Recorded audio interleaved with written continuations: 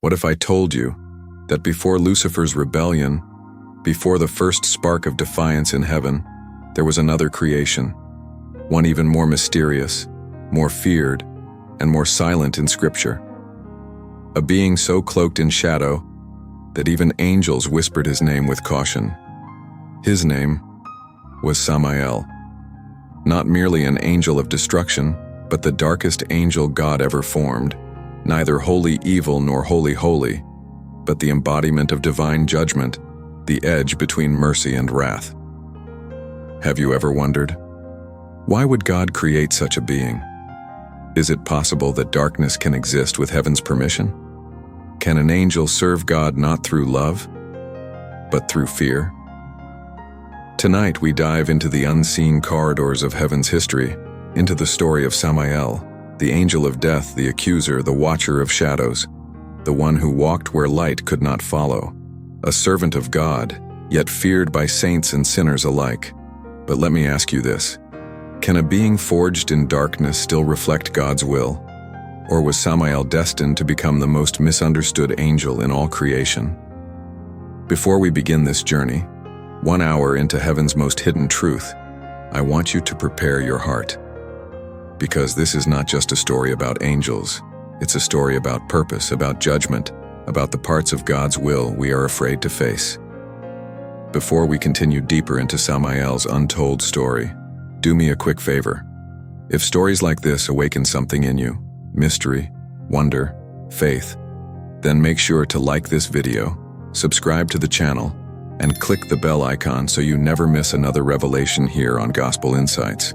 Your support helps us uncover the hidden truths others are afraid to tell. In the earliest breath of creation, when heaven was still learning its own light, an angel emerged unlike any other. Not born in celestial fire like the seraphim, nor clothed in radiant harmony like the cherubim, he stepped forth in a silence so heavy it seemed to still the stars. His name was Samael. He did not rise with a choir. No chorus greeted him. He was received not with joy, but with hesitation. His essence was not radiant, it was solemn. Other angels embodied praise, peace, healing, and war. Samael embodied something far more severe: judgment. He was not made to comfort, he was made to confront. From the beginning, others kept their distance.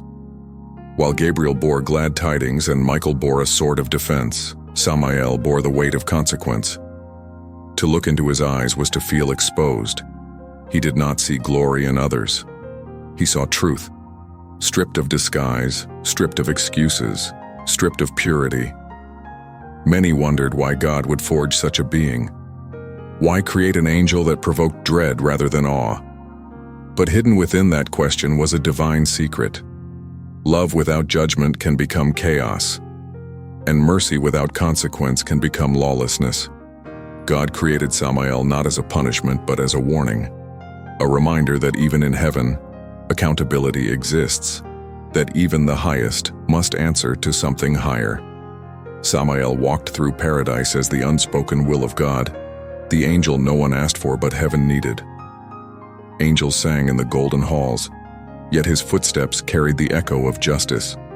They celebrated glory, while he carried burden. He was a servant not of delight, but of necessity. And in that necessity, there was loneliness.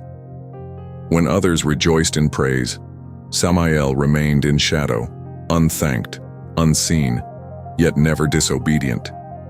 He was not evil. He was never rebellious. He was the blade hidden within God's robe, the edge that ensured truth could never be mocked.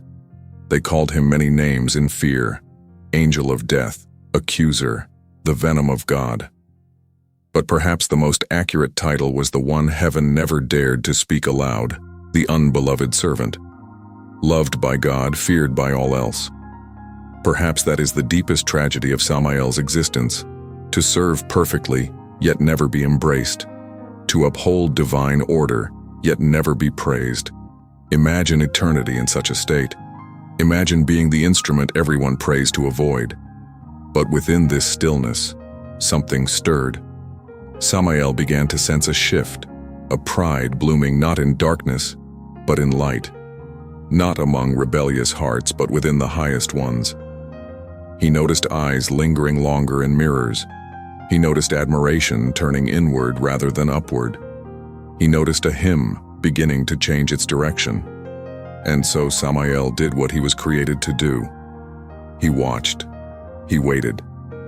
Not for mortals, not for sinners, but for the moment an angel would sin, for the day pride would speak, for the hour Lucifer would rise. Heaven had not yet known conflict. The stars sang, the rivers of light flowed, and every wing beat in harmony with the will of God. Yet beneath that eternal calm, a current began to move, so subtle it could not be heard, only felt. Pride does not begin as a roar. It begins as a whisper, a question, a gaze too long upon one's own reflection. Lucifer was the morning star, fashioned with immeasurable beauty. His radiance could hush entire halls. His voice held melodies that made heaven pause. Angels gathered when he passed, not to worship him, but because they could not help but stare. He was the reflection of perfection, yet perfection, when admired too long, can become intoxication. It was Samael who noticed it first. While other angels praised Lucifer's splendor, Samael observed the spaces in between, the pauses that lingered after choir songs, the glances Lucifer gave not to God, but to the adoration surrounding him. Samael felt a tremor, slight as a breath in the foundations of heaven. Something was shifting. Praise that once rose upward was beginning to circle back to its singer. There was never a confrontation between them, no words exchanged. Lucifer, crowned in brilliance, and Samael, cloaked in silence, never openly crossed, but they met in glances. When Lucifer entered the high courts where God's glory dwelled, Samael was already there, standing at the threshold, as if guarding something deeper than any throne. Their eyes locked only for a heartbeat, but in that one moment, something eternal passed between them. Lucifer saw a barrier. Samael saw a warning. Lucifer, adorned in light, believed heaven adored him. Samael, veiled in shadow, knew heaven feared him. But unlike the others, Samael did not bow before Lucifer's grace. He did not marvel at beauty. He searched for truth.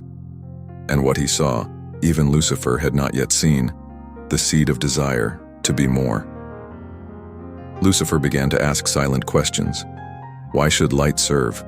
Why should wings that inspire awe bend to another's will? If I reflect glory, can I not also possess it? These were not spoken prayers, but thoughts, internal hymns sung to oneself.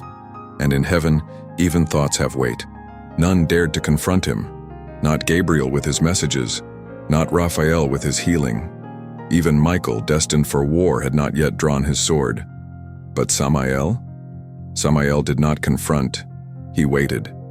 Because judgment does not accuse without confirmation. Judgment waits for truth to reveal itself. As the choirs rehearsed praises, Samael lingered outside the circles of light, calculating silently. If Lucifer's pride burst forth, could he strike him? Would it be obedience or betrayal? Could he wound beauty in service of righteousness? And more dangerously, if he did, would the others understand? Or would Samael become the villain heaven condemned? Because here lies the tragedy. Samael was created to bring judgment to those who stray. But what if the one who strays is beloved by all? Samael stood alone with that question, alone beneath the blazing arches, alone beside the throne. God had spoken to him once in a voice that was not thunder but law. You are my edge. Where they rise against my will, you will stand. So he stood, watching, listening, waiting, not for permission, but for the inevitable. Still, even in his silence, Samael wondered, was this what he was made for? To strike down heaven's brightest? To guide the fall of a star? Could he bear the weight of being righteous and hated for it? Lucifer would never admit to fearing anyone. But there was one being he never stared at for too long. One presence that froze his joy. Samael. Not because of what he was, but because of what he knew. Pride fears judgment. Light fears the mirror that shows imperfection. Lucifer, bathed in worship, walked deeper into self-admiration.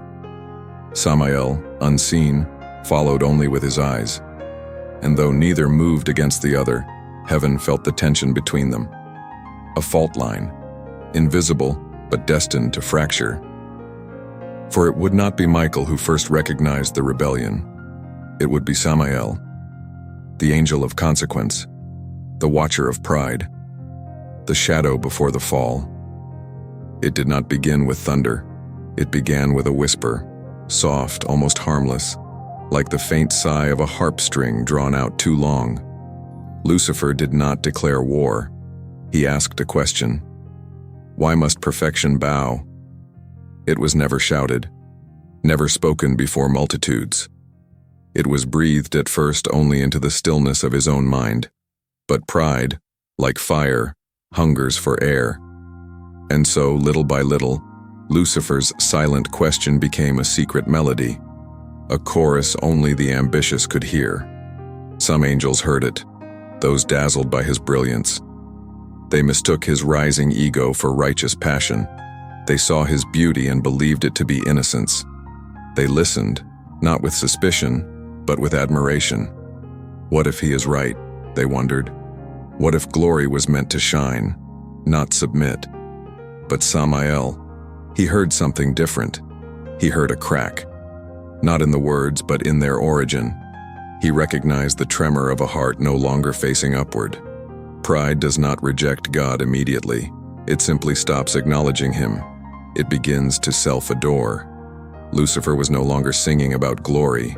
He was becoming the subject of it, and heaven felt it. The harmonies of the choirs began to falter, just slightly. The flow of praise lost a breath between its phrases. The great halls, once echoing with unity, now carried an unspoken tension. Angels smiled, but their eyes began to question. Something unseen was shifting. God said nothing. Heaven remained silent. But silence is never absence. Sometimes it is warning. Samael knew what was forming long before Michael's hand found his sword. He felt it like a change in the wind before a storm. His purpose was stirring. His judgment was awakening. But how do you judge what has not yet sinned? How do you accuse what has not yet spoken aloud? For the first time, Samael hesitated. He was not made to doubt. Yet now he questioned. If he acted too soon, he would be a destroyer of heaven's favored. If he waited too long, he would betray the very reason he was created. He walked the corridors unseen, wrestling not with temptation but with duty. And in that wrestling he felt something dangerously close to sorrow. Because Samael understood what others did not. When pride reaches its voice, judgment must answer. Lucifer gathered those who adored him, not through command but through charisma. He did not force loyalty. He invited awe, and awe, when unchecked, becomes allegiance. They called him the Shining One. He began to believe it. But there was one presence he avoided, one figure he would not approach: Samael. Lucifer would pass him in the halls and feel his own light bend, not from respect, but from recognition that this was the only angel who saw his end before it began. One day, no words, no sounds, Samael and Lucifer crossed paths beneath the eternal gates. Their eyes met. Lucifer smiled, beneath pride. Samael did not respond. In that moment, nothing was spoken, yet everything was promised. One would ascend against heaven, the other would stand against him. The morning star had found his echo, and judgment had found its purpose. There is a moment in every story of downfall, a breath where silence becomes defiance. For Lucifer, that moment was not born in rage but in conviction. He did not rise as a beast. He stood as a visionary, convinced not that he opposed God, but that he deserved to stand with him. It began in private chambers of light, surrounded by those who adored him, angels who saw him not as a servant of glory, but as the embodiment of it. They sat at his feet, mesmerized, believing they were basking in heaven's brilliance, never realizing it was no longer God's they beheld, but Lucifer's. And then he spoke. Not loudly, not violently, but with quiet certainty. Why must we remain forever beneath what we have surpassed in light? Do we not reflect his glory? Then are we not worthy of it? It was the first sin, not an action, a question, a challenge not to God's existence, but to his order. Lucifer did not deny God. He dethroned him in his heart. Some trembled, some wept, some cheered. Heaven itself held its breath. In that instant, across realms unseen, Samael stopped walking. He felt it. The moment pride became lawless. His role, the silent burden he had carried since the dawn, had arrived. His duty, his pain, his very reason for existence stood before him. But this was no ordinary transgressor. This was no mortal soul detached from truth. This was heaven's own music turned inward. Samael did not burst through the chamber. He did not strike with fire. Judgment does not rush. Judgment waits until sin names itself. Words spread like lightning across the skies, not with shouts, but through presence. Michael's wings tensed. Gabriel fell silent. Raphael withdrew. All of heaven felt the fracture. Lucifer emerged soon after, no longer merely radiant, but resolute. He walked through the golden halls not as a servant, but as a sovereign. Some lowered their heads in awe. Others turned away in sorrow. He was still heaven's most beautiful, yet now, heaven's most dangerous. And Samael? He stood at the threshold of the high courts, where God's throne towered. His presence was not dramatic. He did not challenge. He waited as he was made to wait, until heaven itself bore witness. Lucifer approached the gates of light, not in humility, but in glory. Wings outstretched, eyes aflame with self-belief.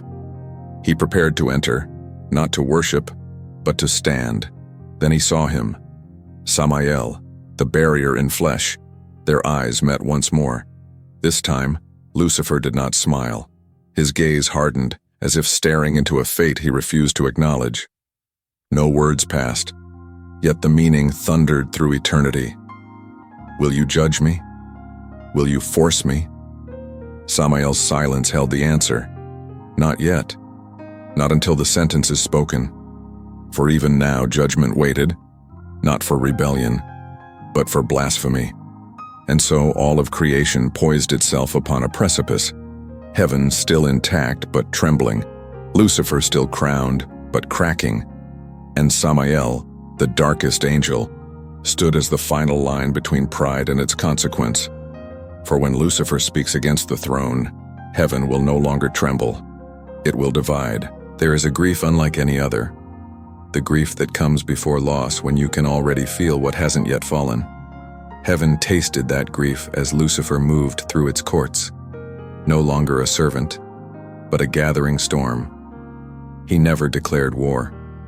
He never drew a blade. He only stood differently, and everything changed. Angels talk without speaking.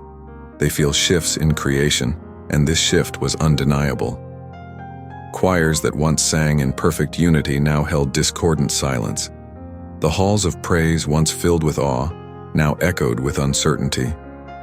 Some angels avoided eye contact, afraid to be asked a question they weren't ready to answer. Others whispered quietly, convincing themselves that Lucifer meant no harm, that perhaps he was right. For the first time since creation began, heaven had something it never knew it could possess: doubt. Gabriel, the voice of messages, grew quiet. What could he speak into this? Raphael, the healer, turned inward, unable to mend a wound he could not name. Even Michael, though steadfast, held his sword to his chest rather than his hand. Because this was not an enemy from outside. This was a fracture from within. But Samael felt none of their confusion. He felt inevitability. His existence had been forged for this precise hour. All his eternity of stillness had been preparation, not for kings, not for mortals, but for this single soul. He did not rejoice. He did not burn. He felt the weight of justice tightening like chains around his being. Lucifer did not recruit. Angels came to him willingly, drawn to his radiance, believing they were joining a movement of enlightenment. They mistook rebellion for revelation. They called it awakening. They surrounded him, not out of obedience, but out of fascination. They stood behind him, wings lifted, convinced they were choosing freedom, never realizing they were choosing fracture. Others, however, took their place behind Michael. These were not angels of beauty, but of principle. They did not know how to question, only how to obey. They stood not because they understood, but because they trusted. They trembled, but they stayed. And in between, caught between awe and obedience, were the silent ones, the watchers, the messengers, the scribes, frozen between admiration and allegiance. Not ready to betray, not ready to betray him either. Heaven had split, not by command, but by conviction. And through the heart of that divide walked Samael, untouched, unallied, the only being neither persuaded by Lucifer nor rallied beneath Michael. Angels watched him with fear. Some wondered if he would join Lucifer, for they saw darkness in him and mistook purpose for malice. Others feared he would strike, for they mistook silence for judgment eager to punish. But Samael was neither follower nor executioner. He was witness. Lucifer stood before the high gate, his followers arrayed behind him like a court. There were no weapons yet, only resolve. He lifted his gaze toward the throne beyond the veil of light. He did not bow. And that was the moment. Not when he spoke, not when he fought, when he simply refused to bend. Heaven gasped without breath. The greatest beauty had become the greatest boundary. And Samael, God's hidden edge, knew the time of waiting had ended. Judgment would soon speak, and when it did, all light would tremble. Because judgment does not come to destroy, it comes to reveal. And so the story of Samael, God's darkest angel, was never about rebellion. It was never about pride or glory. It was about purpose. He was the proof that even in heaven, love is not without consequence, and holiness is not without boundaries. While Lucifer burned to ascend, Samael stood to protect the very order Lucifer defied. He did not fight for praise. He did not seek to be loved. His existence was his sacrifice, a servant never celebrated, yet forever obedient. Samael reminds us of an uncomfortable truth, that God's will is not always gentle. Sometimes it is sharp. Sometimes it is silent. Sometimes it walks beside us not as comfort, but as conviction. But even judgment, when it comes from God, is not cruelty, it is protection. Protection from pride, from corruption, from ourselves. Lucifer chose to rise above glory. Samael chose to remain beneath it. And in that choice we learn something unforgettable. It is not light that proves loyalty. It is submission. It is not beauty that guards heaven. It is obedience. Samael may have been the angel of dread, but his legacy is devotion. He never fell. He never turned.